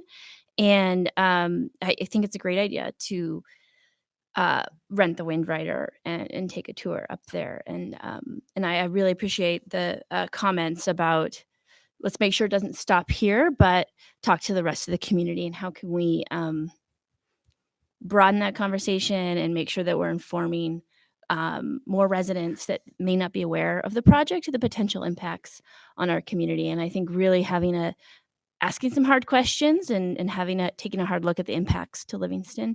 I really appreciate that that's the tack that the commission is taking, and I think it's completely appropriate. So thank you very much. Thank you, Michelle. Any last comments on scheduling the commissioner's tour? So I should restate that because we're getting a little sidetracked. Yes, but we're talking about the tour and the importance of the commission. So come on up if you have to focus. I think I don't want us to get too sidetracked, and it's easy. Not just because of you, but in general, we did. Okay. Well, I didn't want to make that sound like that. I have to be close to the mic because of my voice. Patricia Grabo, 204 East Calendar Street. I want to make a public comment on this. I am completely opposed to this mine. I need to let you know, and I appreciate the questions that were asked. I grew up in Montana, in East Talon. I've battled cancer twice. And Montana's way is not the way they're saying it. The Montana's way is to give cancer to its children, Number one. Number two, I was in Alaska for 20 years, married to the man who was in charge of the seabird studies on the Exxon Valdez oil spill. And I want you to know that the promise was there would never be an oil spill, that pristine Prince William Sound would never be impacted because they had such great engineers. And in fact, I worked with my husband on taking oil off thousands of seabirds, and their engineering promises were a little limited. So I'm really concerned about a wilderness like the Smith River being open to mining. And I agree with Montana's way is very harmful to our communities. It is harmful to our babies. So I want to say that as a city commissioner, we did take a trip up to look at the windmills up around north of town, north of here. And so it's been a typical thing for us, the city commission, to take trips like this. But I would caution this commission to take a very serious look at the impact of this particular project on our town, because it's going to be significant. And I think we should very seriously consider the implications of what this means to Livingston. Thank you. Thank you, Patricia. All right. So any last commissioner comments? All right. Let's move on to action item B. Discuss scheduling a commissioner's work session with Dan Clark on the different forms of government. Mr. Cardus. Thank you, Madam Chair. So I was talking to Dan. If you look on page 48, we provided a calendar with his availability. We're out in November for his availability. It's the 5th, 6th, and 7th. He said he could make any of those days work. So if you are interested in him presenting on the forms of government in Montana and how they work and how you can change them, that is the dates that are available. Did he indicate how long the presentation might be? He said he'd tailor it to whatever he wanted, because that's what Dan does. Yeah. But I would say no less than 2 hours, just to really, one, allow him to give a presentation and then allow you to ask the questions that you would like to ask. So yeah, I'm thinking something other than commission meeting. I don't know. That's the way I'm. What's on the agenda in November? Oh, Do you that's know? true, too. Can you see in the future, Michael? See, or is it going to be a busy November I can for us? I can load up the end of September and the beginning of end of October and the end of November. There might be something special about doing it on election day. We could absolutely just minimize the other items on the agenda for that week and have this be almost the sole public comment if you'd like. I wouldn't mind if he did a presentation to the community as well. I don't know if we want to do a 2-hour kind of back and forth workshop on it. What do you guys think? I feel like that it's, You're still looking at doing it on a meeting night? or do we just have a presentation, maybe a short community presentation or a shorter one on that night and then have a work session as well? There are work sessions. Everybody can come to work sessions too, right? So The main difference between work sessions is there's no agenda items, so there's no votes, and there's usually no public comment. oh, So it's a okay. listening. People can come listen to the work session, but it's usually not interactive. My biggest thought is making it accessible to the public so that there's a way for the public to get information and ask questions. Jarrell, so I think what you're saying allows for that. So could you ask Dan to, if it's possible, to do a more shortened version of the 2-hour, just so that community understands it?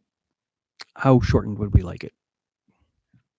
Well, are we talking like for 2 days then? Like him coming, like to do like a scheduled public comment?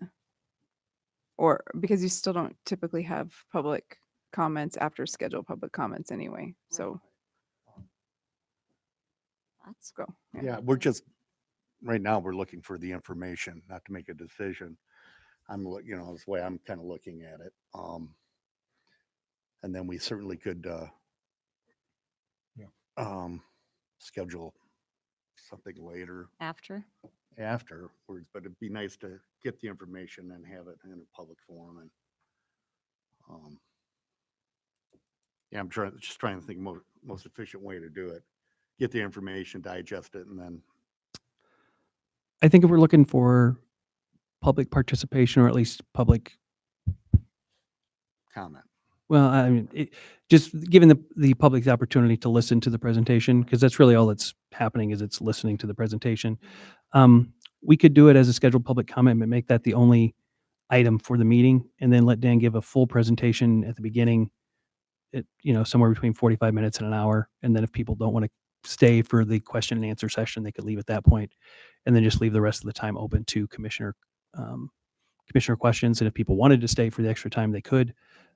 And the added benefit is it would be streamed, so it would be archived if we did it that way. So if people wanted to go back and look at it later when they had time, that would already be on the site. I would probably recommend just going through the standard consent items, making sure that we have the, that we pay the bills and get that business out of the way, and then just limit the rest of the agenda to Dan's presentation. And that way he could do the presentation up front.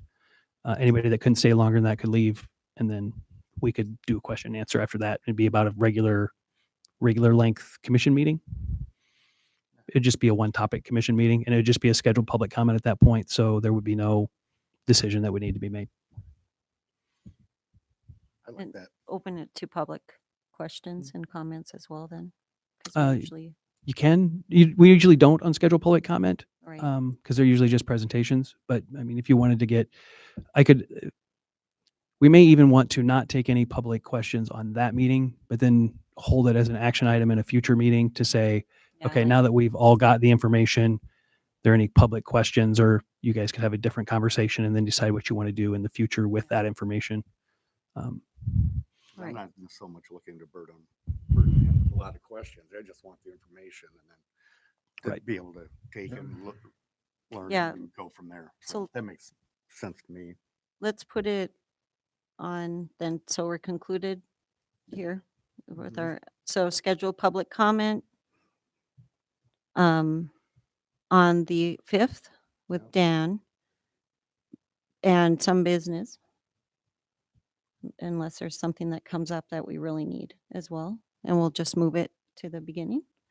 And then put it on as an action item on the 19th.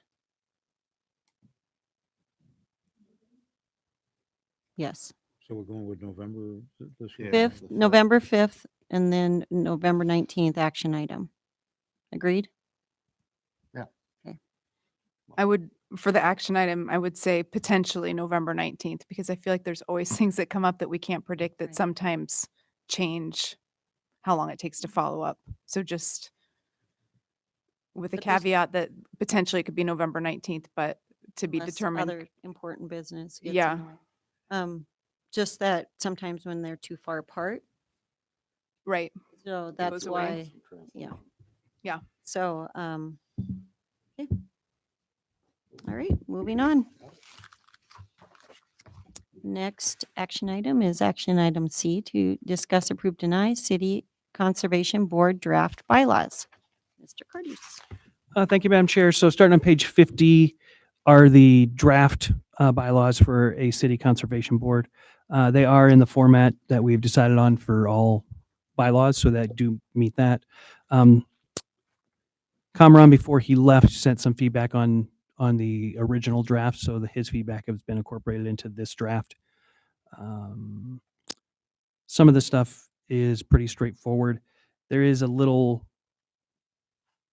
I'll say, inconsistency right now between Article 2, Section 1 and Article 4, Section 1. We attempted to incorporate the youth seat into this one. There's a question about whether or not we want that to be part of the required membership or just on an as available basis.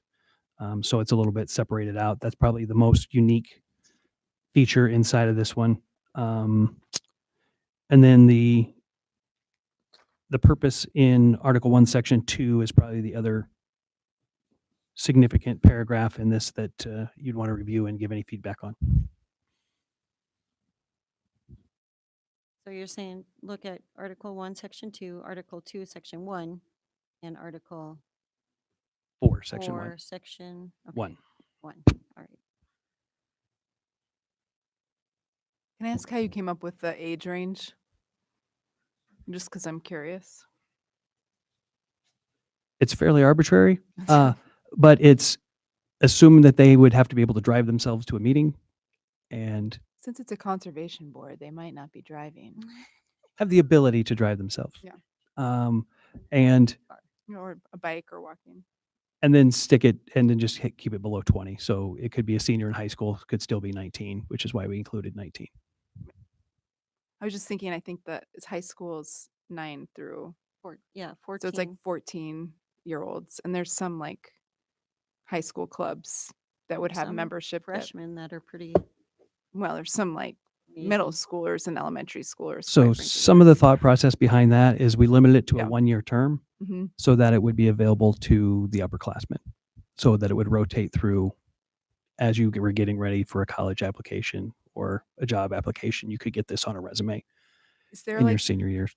is there like an opportunity, say, if that year they happen to have a bunch of, like hypothetically, let's say there's a bunch of 14 and 15-year-olds, but there's not a bunch of 16 on up that are interested. Is there like a caveat or something where they could apply to be on the board and get around that rule? Is that, I know it's hypothetical and it's like, Hypothetically, yeah, the hypothetically. commission would have to change the bylaws. Hypothetically, yeah, okay. I mean, I'm a big favor of a student seat. I think that it's a topic that's only getting more important, the topics that this board would cover. And I'm hugely in favor of diversifying our boards and committees. And I think while the language and the years, the ages and stuff, and it might not be perfect, it's certainly better than doing nothing. And I think it's a good opportunity to start diversifying. It's one way to start diversifying the spaces that we share that influence the outcomes of what our community is doing. So I'm in favor of strongly in favor of that part, of that member of the board. Can I add to that?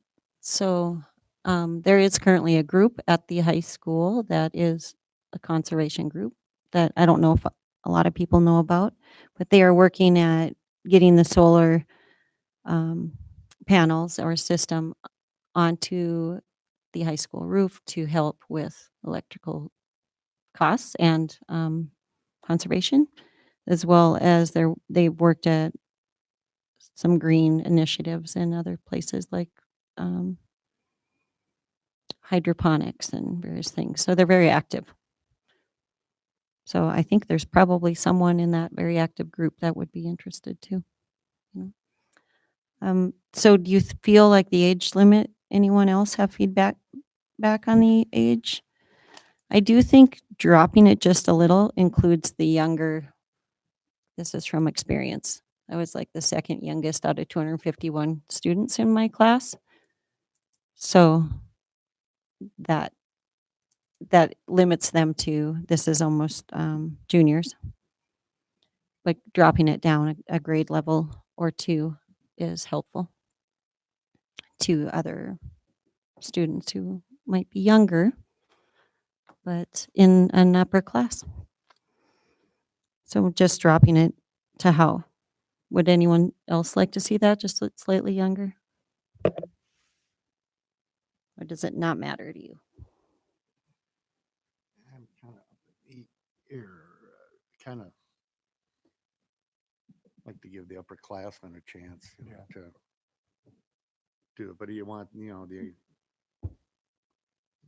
obviously the younger people involved too. What if they had to run to get voted in to be the rep for their school? Well, they'll have to apply like anybody else, right? So, I mean, it could be anyone. It could be homeschoolers. It could be public schoolers. It could be, somebody like a Doogie Howser or something that graduated really young. Like it could be anybody. I don't know. So, I could see going to 15. but they're all going to apply, right? I mean, I don't know. Like Durrell works with kids of all ages. So if you think that like 14 I seems think old about enough and 15 just gives a slightly younger junior a chance. I mean, they're going to have to apply like anyone else. It's not like just some random people are going to end up on our boards. They have to go through the process like anyone. So I think it's fine. 15, 14. But I'm, I yeah, see, you know, go ahead. I see it as a different, since it's going to be a short-term thing, is to get somebody who might be interested in that field, who's got a little more maturity and a little older, and they could contribute, and also give them a stepping stone to where they might want to go. So that would be, since they revolve out of it after a year, try and get somebody who might be aptitude towards that. Way I would see it. Then they relinquish it and somebody else. You'll find out once you get the program started, how things are going to go. But since it's a short-term thing of a year, I would like to have a little older person with a vent towards what we're doing. I yield. I don't disagree, except I worked at a high school and seniors are not interested in anything. It's true. So just leaving our pool a little bigger, or our little I can see pond, that, yeah. just keeps it, even though I see it probably going to someone who has, the desire to move forward in conservation in college, things like that. But this gives us more leeway. That's why I would Yeah, suggest I 15 to have- 19. I don't have a strong opinion one way or the other. Just real quick to address that issue about Yeah. seniors being interested. One of the things that we could do with this, that I plan to do with this, would be to give them official credit for community service, which is a requirement for graduation. I think this would count. I would have to check with the schools, obviously, to make sure they think it would count, but I think that would count towards their community service hours that are a requirement to graduate. So I thought that would be something easy we could do to make it a little more attractive. I like it. Good idea. Okay, are we okay with moving it to 15 then? Okay. Sure. Done. Okay, so the next one, any other, we have 3 issues to just address that Michael brought up, but if anyone else has something else in the bylaws that you would like to question, please add. But next is membership. So the membership, what is the concern? Or the So statement. we only listed 5 there, where the youth one is not actually a required member at this point. So when you do add the youth member, you'll have 6 voting members, which means that you can have a tie vote, which is fine. It just means the tie vote doesn't pass, but it might confuse some people that it's not consistent. I just wanted to make sure that you understood that that was purposeful, so that if we don't have a youth member, it doesn't affect the number for a quorum. Oh, I see. Yeah, that makes sense. Sure. Might just have to add 2 youth members to keep it an odd number. Maybe we could do a 14 to 16 and a 17 to Right. 19. A middle schooler and a high schooler. It's actually something to consider down the road. I mean, it's not unreasonable. Okay, so any questions on that or concerns? Okay, I'm sorry, there was one thing I did forget to mention. I didn't put it in here, but I was considering it, is to align the youth seat with the school year instead of the calendar year. Mm. So that they would be a member for the school year, and then it would rotate to someone else for the next school year. That could be the easiest for lots of reasons. you say that? Is that? I don't there? say that Okay, anywhere. That was I just gonna a, say that- that's just something I hadn't put in there, but I had been thinking about. It just depends on if it's okay for you, with you to align it off cycle. Makes sense. Yeah. It'll be off cycle with the rest of the board because we do it by calendar year, but I think it might make sense in this case. Okay, yeah, I like it. Mhm. Okay. So are you going to state it in section 1 as well? If you guys approve it that way, I will add it into section 1. Yes. It's a good idea. Add it in.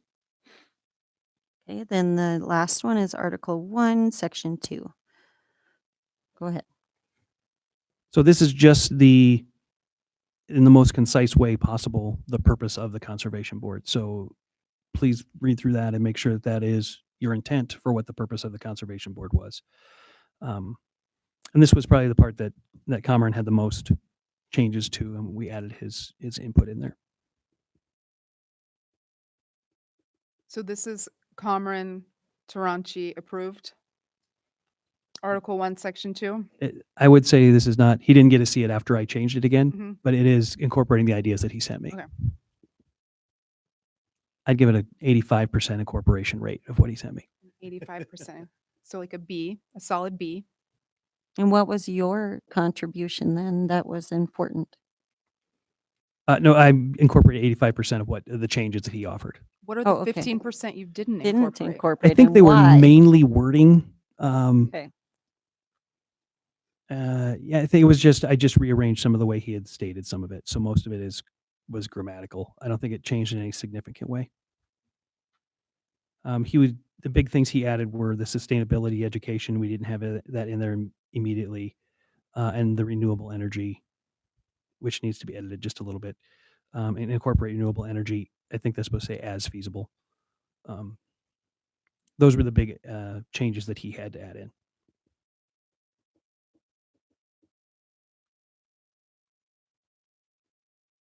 Wasn't there something about an energy savings too that he talked about with is that in there and I'm not seeing it? I think he was talking about the fund, the Yeah. energy fund. Yes. And that's probably not something for the conservation board. That's something separate that we'll have to do. Okay. So that's like when you start to realize savings from your investments, you take those savings and you figure out how to reallocate them back into the conservation projects so you can get more savings. So eventually you're just making money. So the board will have input on that from Okay. from the perspective of they will be recommending the energy saving initiatives, and then they will, which one saves the money and two is the reinvestment of the money. But the actual establishment of that fund will have to be done through accounting. Could we put in the topics then, such as energy saving initiatives? I think we covered that already. To reduce costs and promote sustainable growth by implementing energy efficient equipment, procedures, or systems, and incorporate renewable energy. When I guess because we list them again in some of the ways, I just thought that if we add that, it would be one of the roles is helping advise in energy saving initiatives. I don't know. It seems like it belongs there to me. Okay, do you want to change out building efficiency? Mm-mm. Say it. Can you say your phrase one more time, Darrell? Just so I Well, can. energy saving initiatives is like a bigger, And you're to talking me. about. and how we reallocate money and how, how to Mhm. rethink or think forward. So, So how do we say That's that? the whole mission of the board is. right. To. I think you're talking about specifically though, making initiatives. recommendations on reinvesting Yeah. energy savings, Savings. like that we've Mhm. accrued energy savings. So I just don't want us to miss that. And Mhm. because I think it could be a great part of the board. And It's- even though it's implicit, just saying it explicitly, I think is what you mean. That's exactly. So how would you like Well, to then say say that it. explicitly? Yeah. Just the That's what same we need way help as I with. just said it. Energy savings. Topics such as energy saving initiatives. Okay, just add it to the list of topics. Yeah. Because building efficiency strategies is one thing. Initiatives are a different thing. That's a bigger, different umbrella, in my opinion. I can tell you disagree. I don't disagree. Okay. I think all of these things are covered. And Right. if we add that in there, it's doubly covered. Yep. So we're There good. you go. Exactly. Any other questions or things we're missing? This is very similar to our other bylaws, which we are trying to just continue that streamlining and making it more across the board. So I didn't see anything else. Anyone else? No, I'm excited. How soon can we start? Our people will Yeah. just apply as soon as this is finalized. Then there can be a call for applications, and it would just be like any other board being populated. What we'd probably do is try to line up the start with the start of the year so that the terms fit. So we'll just go through Start the calendar year. start of the calendar year. So we'll go through the whole process of putting it out for public applications. We'll probably do that in November, bring them together, make the decision in December, and then have them start in January. Sounds great. I better open it to public comment. Any public comment on action item C?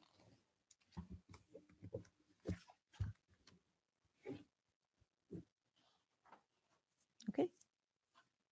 Do we have a motion from the commission on action item C? I'll make a motion to approve action item C with the amended, with the amended language. Second. We have a motion by Schwartz and a second by Maybe. Roll call, please. Yes? Or? Or, 4. Motion passes.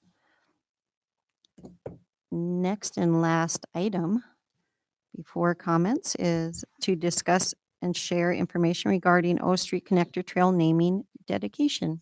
Mr. Cardus. Thank you, Madam Chair. So this is just, was requested last time by the commission. Just to update you on some of the discussions we've had in the meantime, we did the research on naming conventions in the city and how we do it, and didn't really come up with any good answers. So we looked at better ways to do it. One thing we did note through the research process was that, and I don't know if this was intentional or not, but we tend not to name trails after people. We've named parks after people or dogs, but we have not named trails after people. The only exception to that being trails that are named after parks that are named after people. Specifically, Sacagawea Trail or Myers River View Trail are named after the parks that they run through. So they're kind of secondarily named after people. Seems to be a fairly good designation. Our trails seem to be named after geographic features. One thing we also noticed is because we are working to turn our trail system into more of a trail network, that we're getting to get fragmented naming for contiguous trails. And the O Street Trail Connector is probably a good example of that. It actually is connected to Alpenglow Trail. So we would have two different names for one trail, which probably is not useful in getting people to understand the opportunities that are out there for the longer trails. So I would recommend looking at our trail naming convention to make sure that as we network the trails, we're renaming them to show that it's a contiguous trail and that you can follow it for 2 or 3 miles and not the half-mile new connector that's put in. So that would just be something we could look at to make sure that it's easier to understand, easier for especially tourists who are looking for a certain length of trail to understand what those lengths of trails are. I think that also applies to the Bozeman Trail Connector, which did not connect to anything when it was built. So I'm not sure why it was named the Bozeman Trail Connector. But it does connect to the Bitterroot Trail with the, I forget what the name of the TA project we did through the state. Last year, we did that connection up the hill through the soccer park. And now that is actually could be one trail. You could either name it the Bozeman Trail or you can name it the Bitterroot Trail, end to end. And so you'd have one longer trail that's now a connected trail. So those are some options we have. I also, as doing the research and looked at possible ways we could honor people through the naming process, I think that's a great place to start is with the Parks and Trails Board. I mean, that's exactly what they're out there for, is to get community input. And I think possibly in the past, we have named things just by somebody started calling it that when we thought about it, and it just kind of through inertia became the name of whatever it was.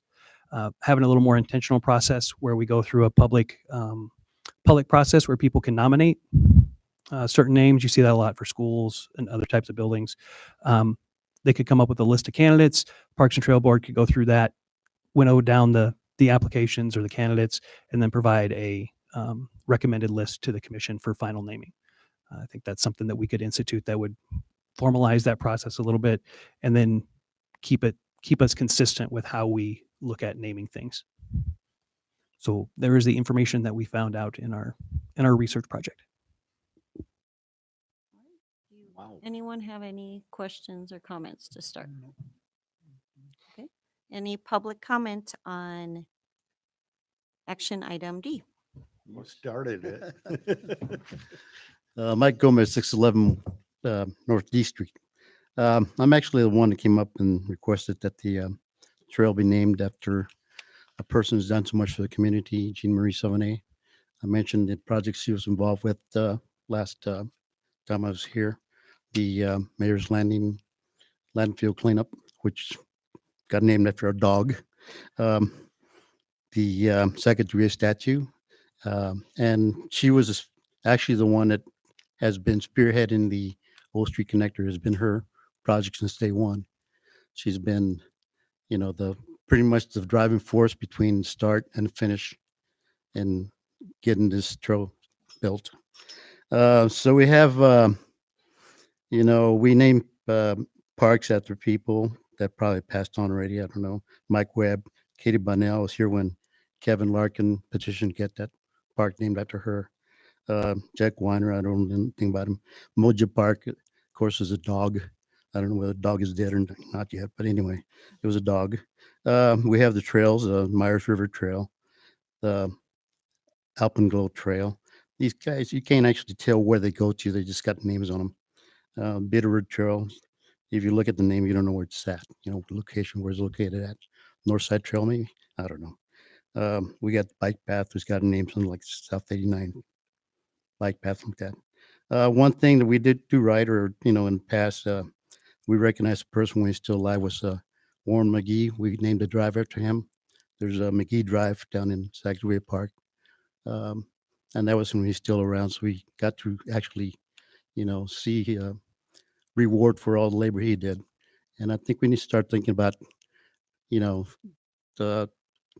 rewarding people, acknowledging people while they're still around. They can be recognized and they can appreciate the work that they can know that we appreciate the work they did for the city.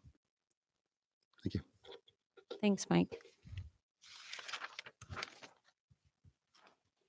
Any other public comment on action item D?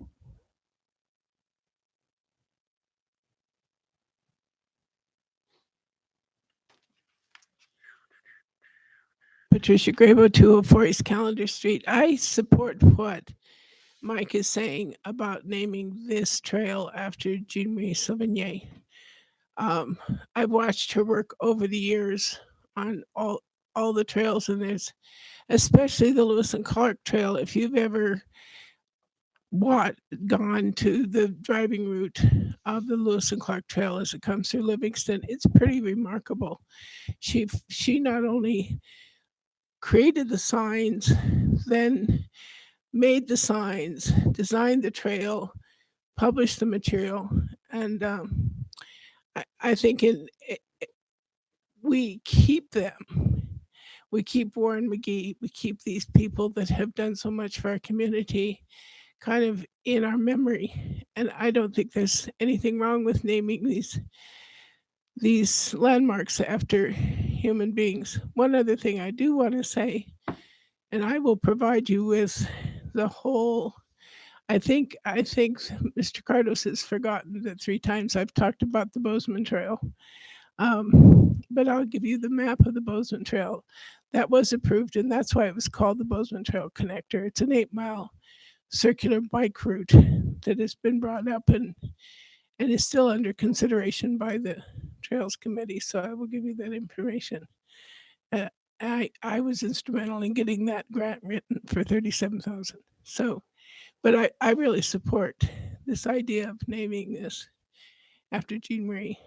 Thank you. Thank you, Patricia. Any other public comment?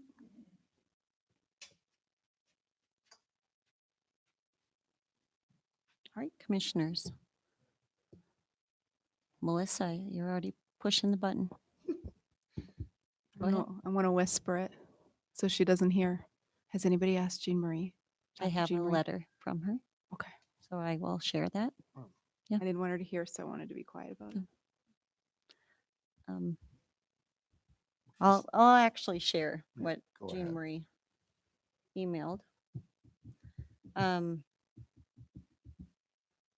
So I'll try to, it's not a long letter, but I'd love to state what she said. So she said, "Well, I am humbled and surprised by his request and appreciate his support. I encourage you to take a different approach. My work over the years, whether on the Highway 89 South Trail, Lewis and Clark signs and statue, Mayor's Landing restoration, or the O Street Connector, has always involved groups of dedicated volunteers and city and county staff without whom these projects would never get completed. It would be a disservice to their involvement to single out one person for acknowledgement. There are certainly other volunteers that have put in tremendous time on other projects as well. These efforts have never been about personal recognition, but about improving opportunities for city residents. I would love to continue my efforts on behalf of the Parks and Trail Committee without the singular recognition on such a designation." So I think we know her opinion on how she, Sounds like Jean Marie. and it sounds like Jean Marie might have to wait till she passes before we get this. I'll tell Jean Marie that at the next Parks and Trails. But yeah, I think what I appreciate about this in general is not just obviously Jean Marie's responses, I think really lovely. But Michael, I appreciate just kind of looking at it holistically and how we can move forward in that. And I like the concept of putting it back to Parks and Trails because they're really the, people with their boots on the ground working towards helping the city and the commission work at improving our parks and trails. So I think, I kind of envision this like Chief Medicine Crow School in Billings. I don't know if you guys know about it, but it was probably the biggest heated problem argument that the city dealt with about 3 years ago when they did the naming. And people were like egging houses and up in arms over it. So I hope we never get to that over naming a little 100-foot something or, 1/4 mile something. But I think, we can end this sort of with that. Would you agree that this continues to be brought before the Parks and Trails and then brought to us? Or the commissions in the future and working together to come up with namings because I think we're going to add some more trails sooner or later, and it would be fun to name them. And sharing, I think it'd be great for the Parks and Trails to have the information that Michael shared. Yeah. So that they can think about how they want to tidy things up as everything is connected. Yes. Hey, did you forward that? I know you had an email to us and just the information that you just presented. Did you share that? I don't recall if you shared I did that. not. I was waiting to make sure that was actually the consensus of the commission. I think the information can be given to the Parks and Trails. They meet tomorrow. Fight it out. Tomorrow, so maybe putting it on an agenda for the future too. Yeah, I would forward it, or I can as well. I'll probably just write it up a little differently and make it more generalized instead of on the specific issue. Great, thank you. So we don't need to make a decision tonight. No. All right, that is all our action items. So city manager comments. 10 minutes over. You're 10 minutes over. You lucked out. Yep. It's- City commissioner comments. Melissa. I feel like I've already said so much, but thank you for pointing out people in our community, Mike, Yes. Yeah. and recognizing people regardless of what the outcome is. I think it's important to state up and say thank you. So thank you Maybe we'll get a bus made of your head or something. Yeah, exactly. Or we name a trail after you. Yeah, that's all. Thank you. Warren. Well, things around Livingston haven't gotten to the point that you just mentioned about naming a school or whatever it was. There's no eggs flying around.